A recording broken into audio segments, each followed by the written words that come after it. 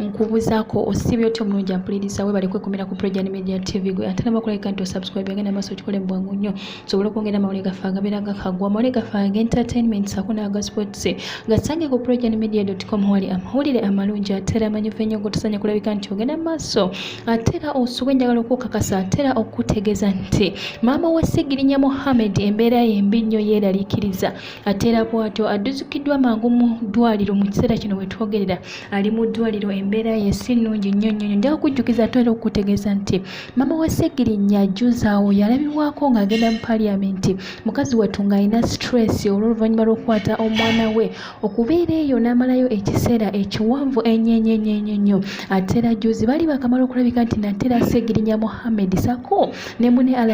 Ssegirinya ne babasiibula ate era we batyo ne babawa bail n'olwesenga nja okutegeeza nti maama wa Ssegirinya buli omu gy'ali genda maaso omusabire kubanga embeera ye si nnungi nate era eyungula amaziga nga maama bambi tetunnamanya ki kyemuluma naye ate tujja kuba nate era tukwongerayo mu bingi nnyo wano ku Project Media TV ojja kuba nate era ogenda maaso n'okubitegeera kye njagadde okutegeeza omanye ti embeera ya maama wa Ssegirinya yo si nnungi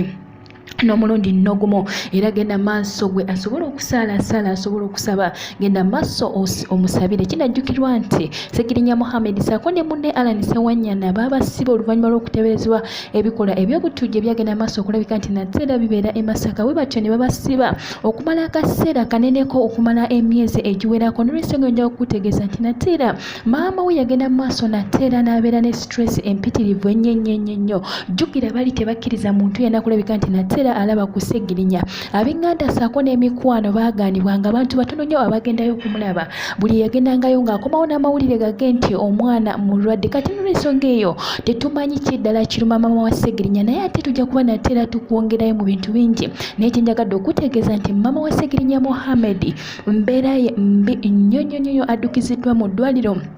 mangu nnyo nga biwala ttaka nga tasobola na kulinnya embeera ye yo njagala okukakasa ate era okutegeeza nti si nnungi n'omulundi n'okumugenda maaso omusabire asobola okusaala tusobole okulabika nti nate era omukyalo ono obulamu bwe butereera budda mu nteeko asobole okulabika nti nate era naye abeera omulamu nga ffenna bwe tuli asobole okulabika nti nate era musanyufu oluvannyuma lw'omwana we okulabika nti nate era wali ewaka mukazi wattu naye afune ku ssanyu nga maama ng'omuzadde anti munange okuzaala kujagaana nja kuba natera nkwongera amawulire amalala mangi tosanya kulabika nti natera ogasibwa weyongera okwekumira ku Project Media TV amawulire nina mayitirivu nnyo nzija nago bannange mbatumiddeko mwe abeekumidde Dubai, Qatar, Saudi Arabia, Oman namwe bannayuganda abeekumidde mu ggwanga lyattu Uganda mbabuzaako mwebale nnyo mwebale ddala kwekumira ku Project Media TV kanzige